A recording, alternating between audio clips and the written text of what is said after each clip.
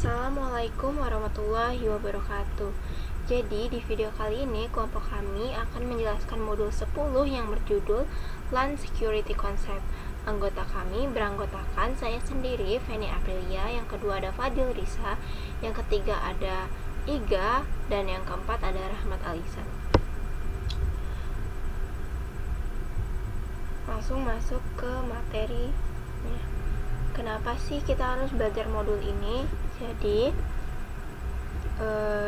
jika kita berkarir di bidang IT, tugas kita itu bukan hanya untuk membangun atau merawat jaringan, tapi juga kita harus memastikan keamanannya. Nah, saat ini keamanan adalah prioritas utama bagi arsitek atau administrator jaringan, bukan hanya pemikiran tambahan. Nah, banyak profesional IT kini berfokus khusus pada keamanan jaringan. Nah,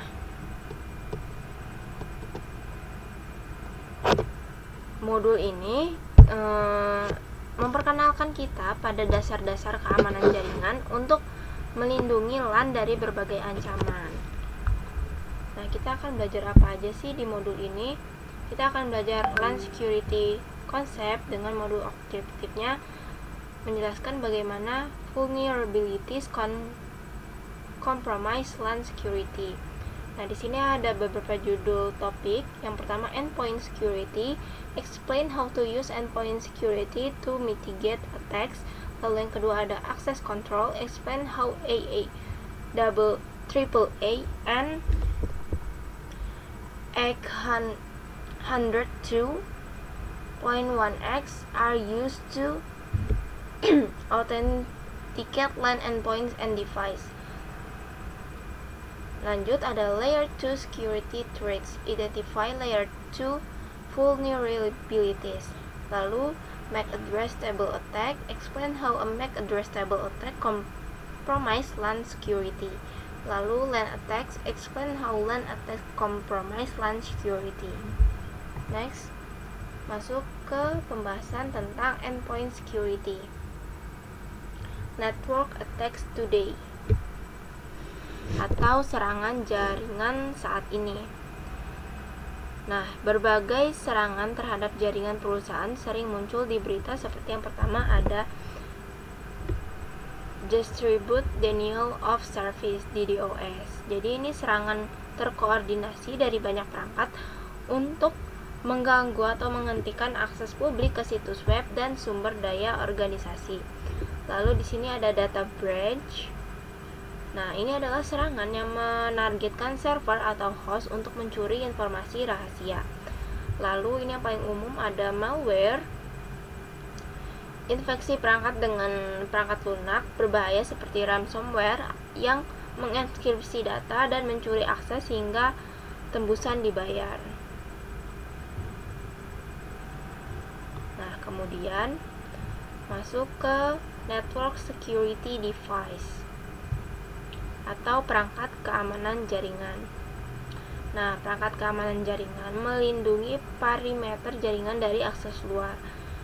Nah, berikut ini ada beberapa perangkatnya. Yang pertama, VPN Enable Router.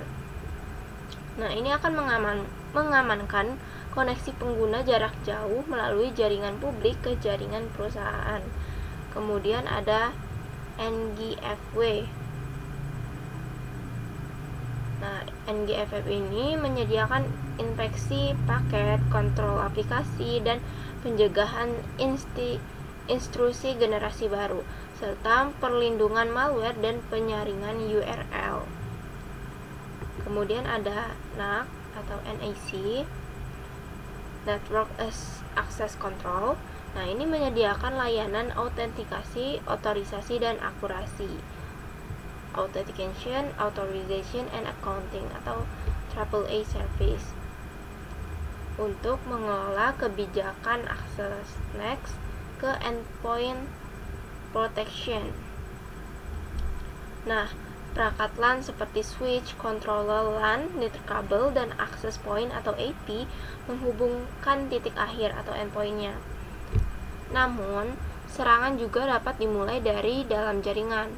Nah, titik akhir seperti laptop, desktop, server, atau perangkat BIOS atau bring your own device rentan terhadap serangan malware melalui email atau penjelajahan web. Nah, saat ini titik akhir dilindungi dengan kombinasi NAC, perangkat lunak AMP, host base. Lalu an email security applicate atau ESA dan web security applicate WSA. Nah, gambar ini adalah simple topology all the network security device dan endpoint solution described in this module. Ini internetnya, remote user with VPN client. Di sini menggunakan VPN enable router, lalu menggunakan NGFW. Kemudian ini wireless and wired and wireless endpoint security with AMP. Next, ke Cisco email security applicate.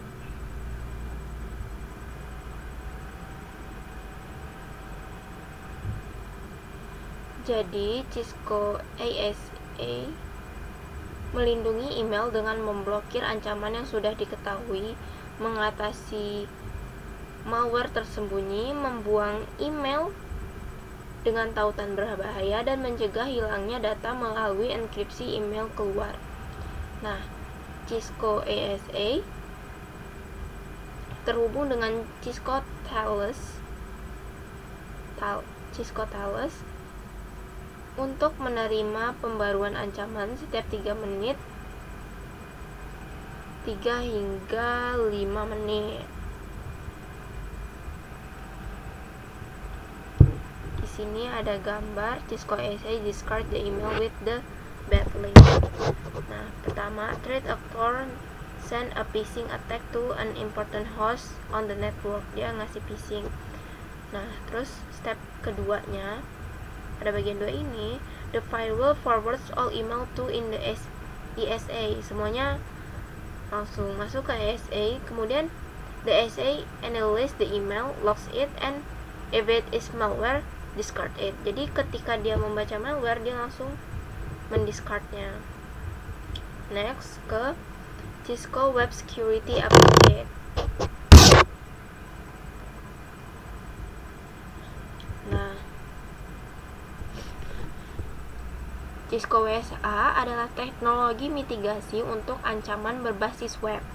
Nah, WSA ini membantu organisasi mengontrol lalu lintas atau lalu lintas web,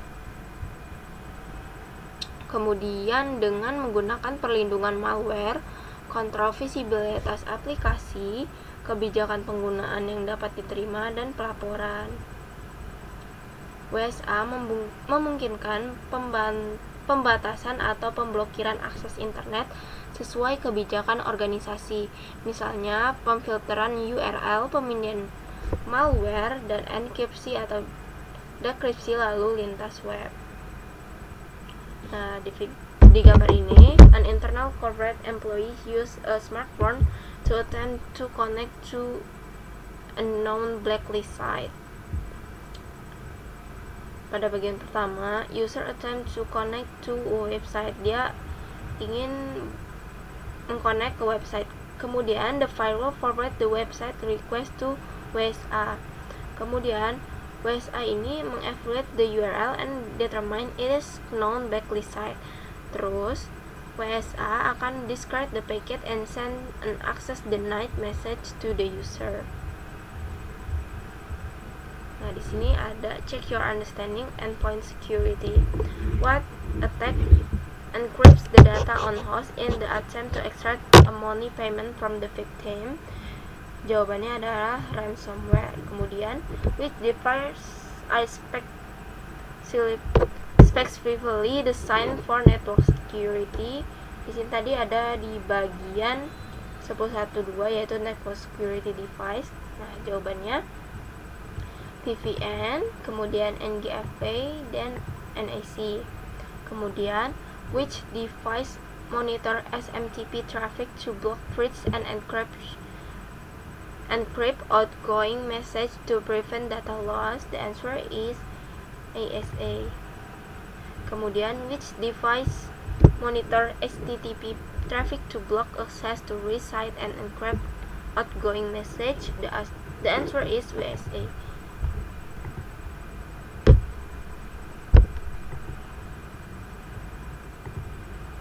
Akses. Sini ada autentikasi dengan kata SIM lokal, yaitu pada topik sebelumnya kita telah mempelajari perangkat NAC menyediakan layanan AA. Pada kelompok topik ini saya akan mempelajari lebih lanjut tentang AA dan cara mengontrol aksesnya. Banyak jenis autentikasi yang dapat dilakukan pada perangkat jaringan dan setiap metode menaruhkan tingkat keamanan yang berbeda-beda. Metode autentikasi jarak jauh yang paling sederhana adalah konfigurasi kombinasi login dan jata sandi pada konsol, jalur VTY, dan port EUX.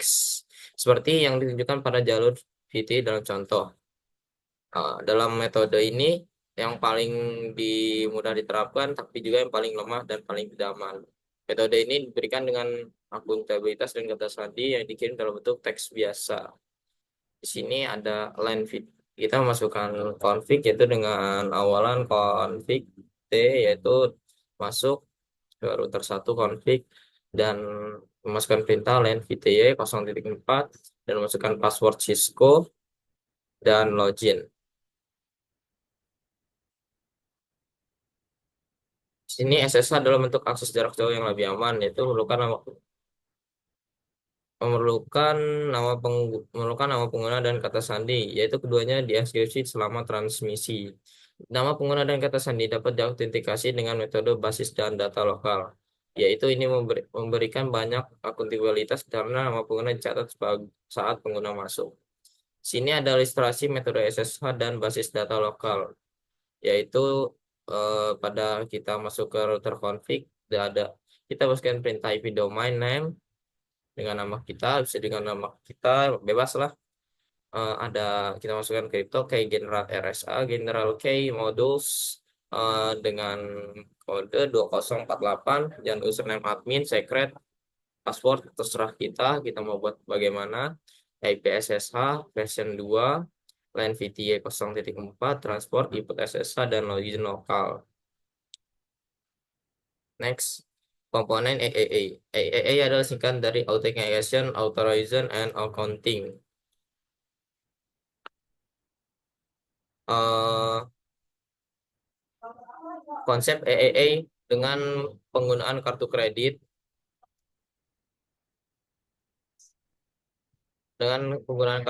seperti ditunjukkan gambar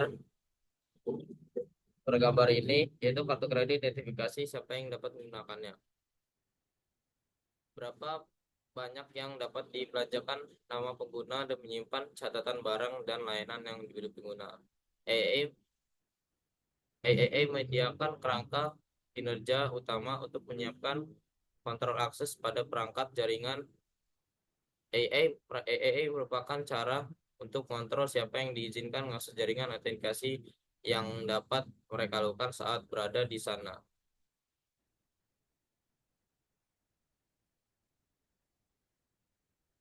Sini ada autentikasi AA lokal, yaitu menyimpan nama pengguna dan kata sandi secara lokal di perangkat jaringan seperti router Cisco. Ada autentikasi AA berbasis server. Dengan metode basis server ini, router mengakses server AA pusat dan yang ditunjukkan pada gambar ini. AAA berisi nama pengguna dan kata sandi untuk semua pengguna. Router menggunakan protokol remote authentication dial user service, yaitu dalam kurung radius. Next, ada otorisasi. Otorisasi dapat bersifat otomatis dan tidak mengharuskan nama pengguna melakukan langkah tambahan setelah autentikasi. Otorisasi mengatur apa yang dapat tidak dilakukan pengguna jaringan setelah mereka mengautentikasinya. Sini ada simulasinya. Ini ada klien yang sedang mengautentikasi. Sini ada router sama server. Ada 10.25 akuntansi. Akuntansi EE mengumpulkan dan melaporkan data penggunaan. Data ini dapat digunakan untuk tujuan seperti audit atau penagihan. Data yang dikumpulkan mungkin mencakup waktu koneksi dan mulai berhenti perintah yang dijalankan dalam jumlah paket dan jumlah byte. Kegunaan utama akuntansi dan menggabungkan dengan autentikasi EE. Server EE menyimpan log terperinci tentang apa yang dilakukan pengguna di autentikasi pada perangkat seperti ditunjukkan pada gambar ini, yaitu mencakup semua perintah exit, EAC, dan konfigurasi yang dikeluarkan oleh pengguna. Sini terdapat client jarak jauh, sini ada server dan ada router. Next. 10.26 itu ada 802.1x. Standar EAA 802.1x adalah protokol kontrol akses yang autentikasi berbasis port. Protokol ini membatasi stasiun kerja yang tidak sah dan terhubung ke LAN melalui port switch yang dapat diakses publik. Server diautentikasi mengantikasi setiap stasiun kerja. Ya, setiap port kerja yang terhubung ke port switch yang sebelumnya menyediakan layanan apapun yang ditawarkan oleh switch LAN. Sini ada pemohon yaitu PC memerlukan akses yang menanggapi permintaan dari switch dan mengautentifikasi ini switch dan sini ada server. Sini klien adalah perangkat yang menjalankan perangkat lunak layanan sesuai dengan 802.1x yang tersedia dalam perangkat kabel atau nirkabel. Ada suite authentication yaitu suite yang bertindak secara perantara antara klien dan server autentikasi. Sini ada server autentikasi yaitu server validasi identitas klien dan beritahu saklar dan titik akses nirkabel bahwa klien berwenang atau tidak berwenang mengakses LAN dan saklar. Sini ada pertanyaannya. Yang pertama yaitu ada komponen AA yang mana bertanggung jawab untuk mengumpulkan dan melaporkan data penggunaan untuk tujuan audit dan penagihan. Saya menjawab akuntansi. Komponen AA mana yang bertanggung jawab untuk mengontrol siapa yang diizinkan mengakses jaringan autentikasi. Dan pertanyaan 3 adalah komponen AA manakah yang tanggung jawab untuk menentukan apa yang diakses pengguna yaitu otorisasi.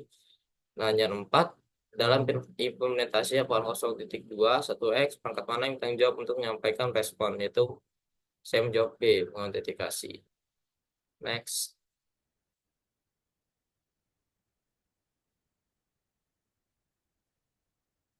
Sini ada kerentan pada 10.31 ini yaitu ancaman keamanan lapisan 2. Pada 10.31 ini yaitu modul ini menjelaskan tentang kerentanan lapisan 2. Dua topik sebelumnya itu membahas tentang keamanan titik akhir. Dalam topik ini saya akan menyampaikan gimana sih cara mengamankan LAN dan berfokus pada frame yang ditemukan pada lapisan tautan data, yaitu lapisan 2 resaklar. Mengingat kembali bahwa model referensi OSI dibagi menjadi 7 lapisan yang bekerja secara independen satu sama lain. Gambar berikut ini menunjukkan fungsi setiap lapisan elemen itu yang dimanfaatkan. Oke, ada administrasi jaringan. Secara rutin itu menerapkan solusi keamanan untuk melindungi elemen-elemen di layer 3 hingga layer 7. Mereka menggunakan VPN, firewall, perangkat IPS untuk melindungi elemen-elemen. Namun jika layer 2 dikompromikan, maka semua layer di atasnya akan terpengaruh. Misalnya jika pelaku ancaman dengan akses jaringan internet dan menangkap frame layer 2, maka semua keamanan ditetapkan pada layer di atasnya akan tidak berguna dan pelaku ancaman dapat menyebabkan kerusakan pada infrastruktur jaringan LAN layer 2. Sini terdapat step-stepnya. Next. Pada 10.2 ini saya menjelaskan tentang kategori serangan switch. Keamanan hanya sekuat mata rantai ternama pada sistem dan layer 2 dianggap sebagai mata rantai ternama tersebut. Hal ini karena LAN tradisional berada di bawah kendali administratif satu organisasi. Di sini ada serangan lapisan 2 yaitu terdiri dari serangan tabel MAC, contohnya termasuk serangan banjir alamat MAC, serangan VLAN yaitu serangan VLAN hopping dan double tagging. Ini juga mencakup serangan antar perangkat pada VLAN yang sama. Serangan DHCP yaitu serangan DHCP yaitu serangan spoofing DHCP.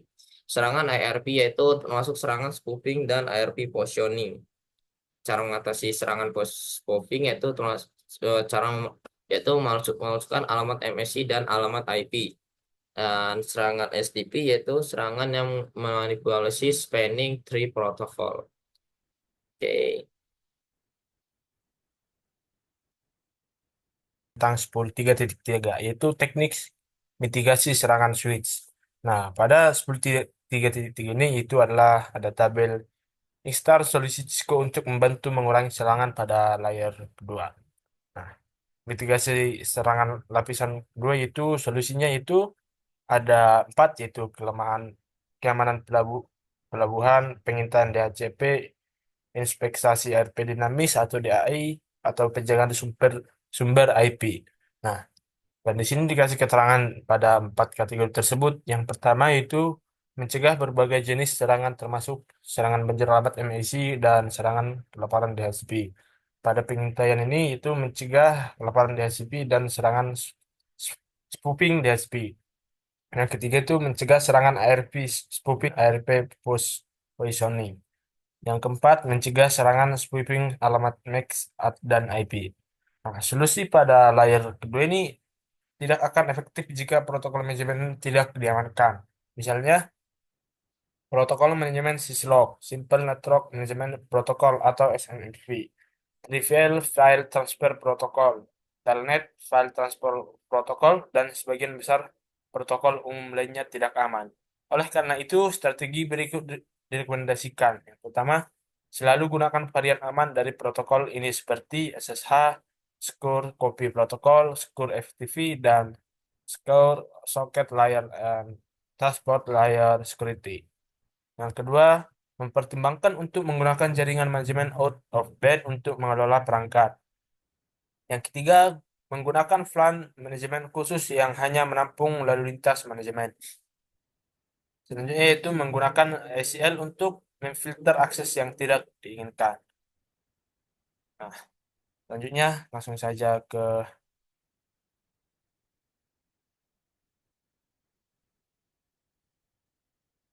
eh, materi selanjutnya itu 10.4.1. Nah, di sini ada Switch Operation Review. Nah, di Switch Operation ini yaitu in the topic dalam topik ini kita fokus masih pada Swiss, khususnya pada tabel MSI dan bagaimana tabel ini rentan terhadap serangan.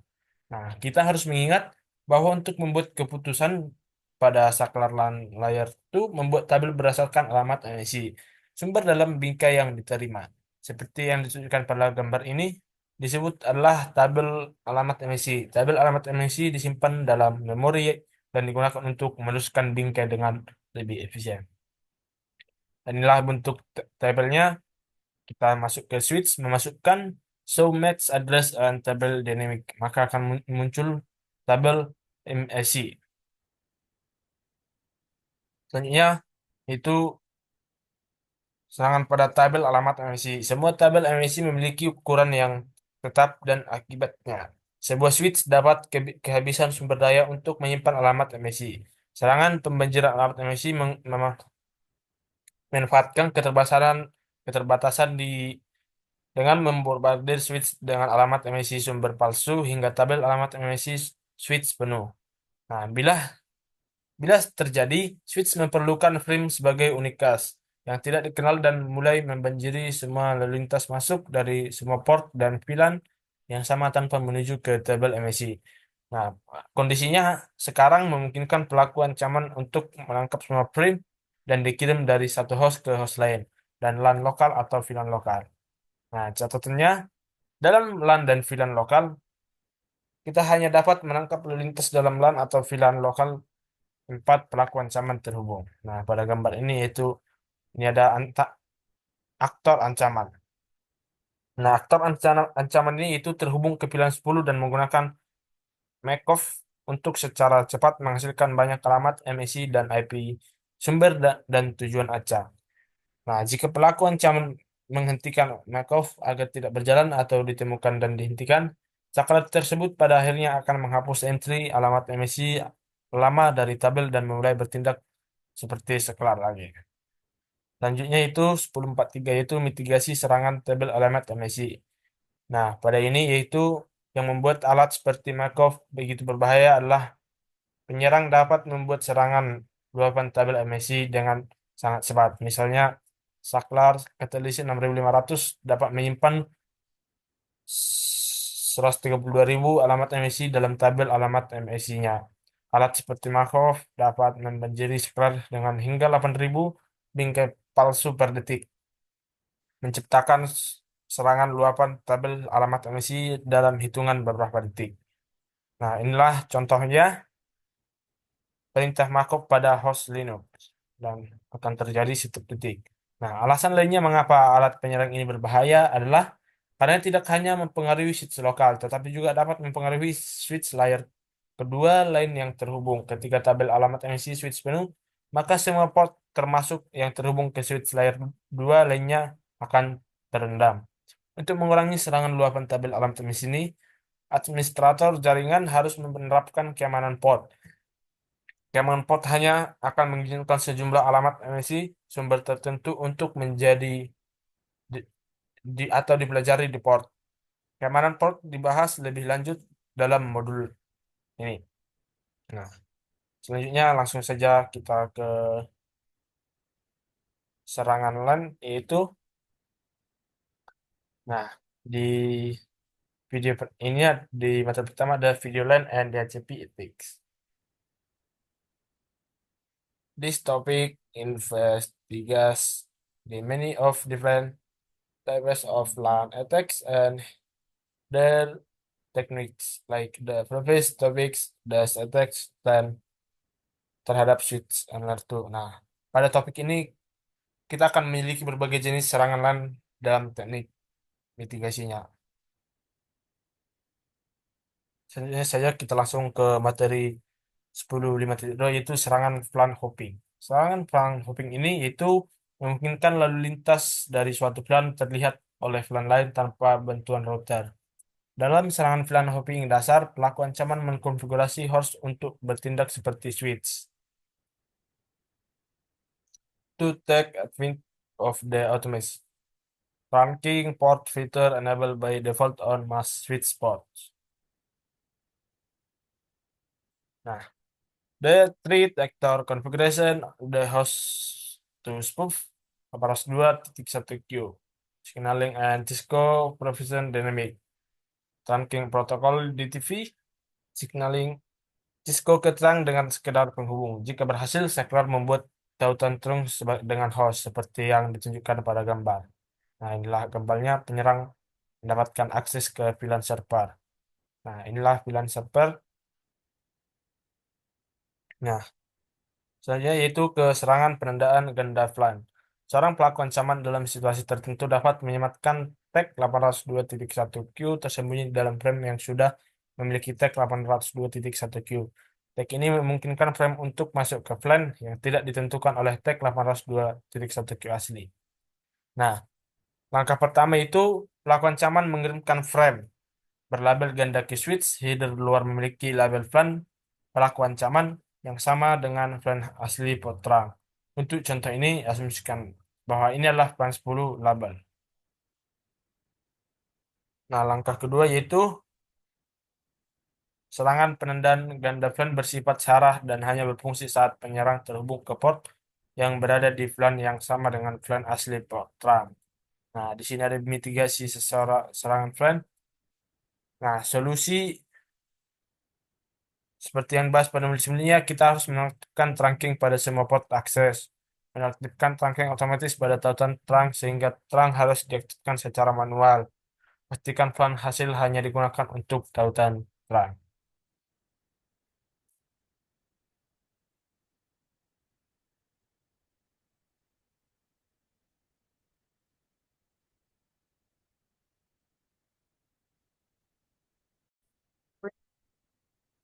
Baiklah, di sini saya akan melanjutkan presentasi dari teman saya.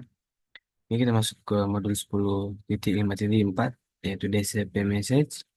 Di lanjutkan materi yang telah disampaikan, DHCP merupakan jadi DHCP message ini 10.5.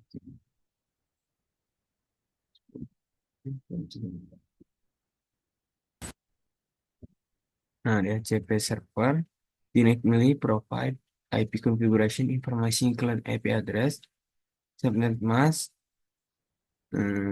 terus itu ada gateway, dan server, merge client, a review the screen of the JSP message exchange and between client and server is shown figure.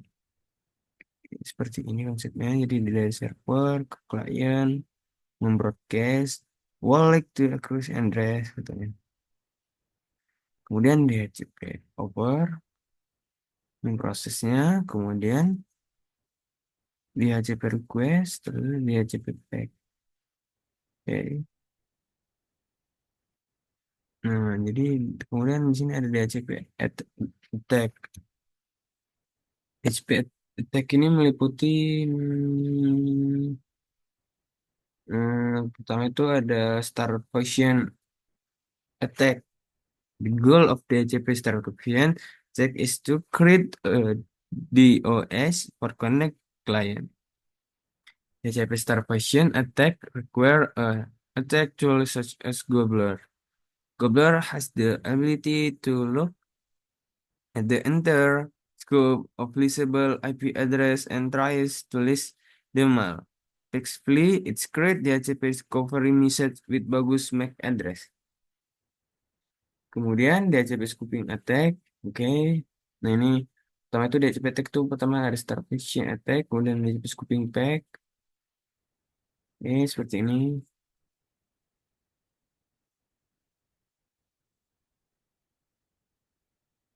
Hmm. Step 1, step 3 untuk di HCP. Kemudian di attack.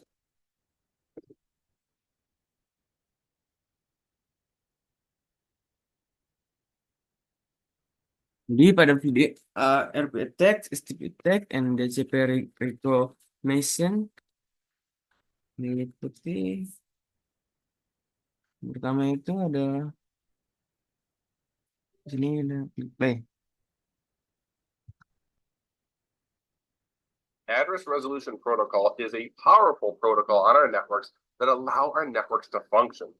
With ARP, we're talking about having a known IP address being mapped to an Ini tentang RP attack ya. Satu normal, oke, keadaan dari normal. Versi 2 dan yang margin versi 2 ya. Situ. Nah itu ya ini kita tentang pertama itu kita bahas tentang seperti itu. DHCP message kan pesan dari DHCP apa aja gitu kan meliputi discover, terus itu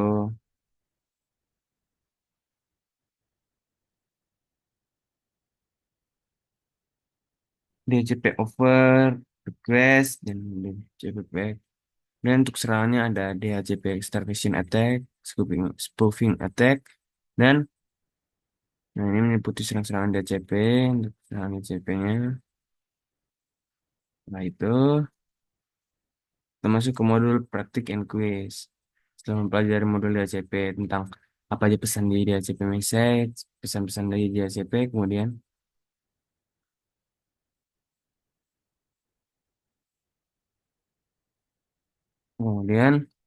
ada serangan DHCP. Kita akan masuk ke kira ada modul praktik and quiz. Di sini tertera what to protocol support Cisco device for communication protocol P which servers can ke significant information about router endpoint HTTP FTP ya. Extend with security is current with oscillator is working a network system.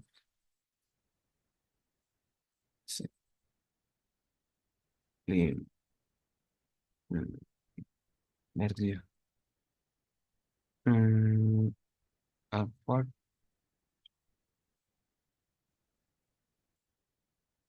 Oke.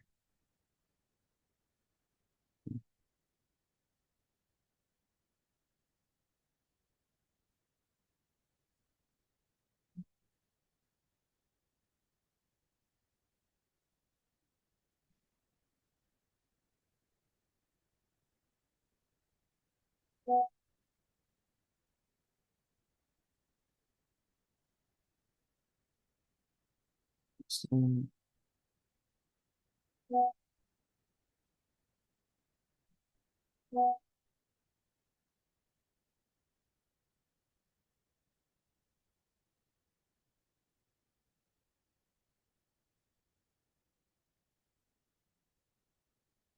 terus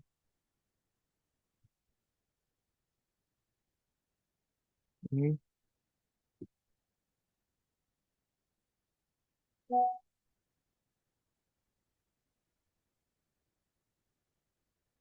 coba.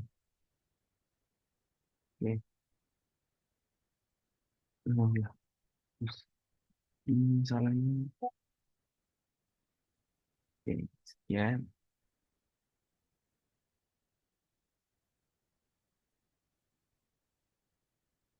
Nah, tidak itu lama. Nah,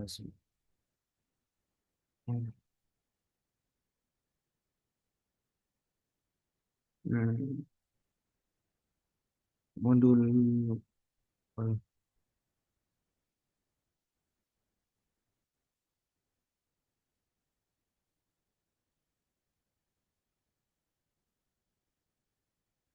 security konsep. Oke, ya. Pertama itu waktu protokol communication, pertama itu ada radius. Batas. Oke. Yang kedua CDP jawaban. Ketiga ada hmm, layer 2 ya kalau OSI. Oke, security score and network system ya, layer 2. Empat, host layer attack. Layer 2 attack ini ada switch flooding income from a port MAC address. Oke, use which is prevent MAC IP address scooping attack. Resort ini. What the purpose of EEE coaching? Oke,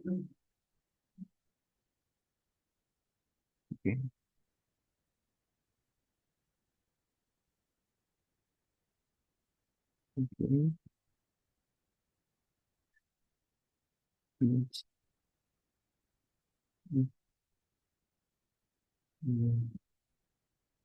Pro dalam kelas A 11 battery rate cost 3 case authentication pasti pertama what the service provide the reason sama aku penting 11 authorization cost what mitigation best my address table level enable. Good. Sekian presentasi dari saya, terima kasih.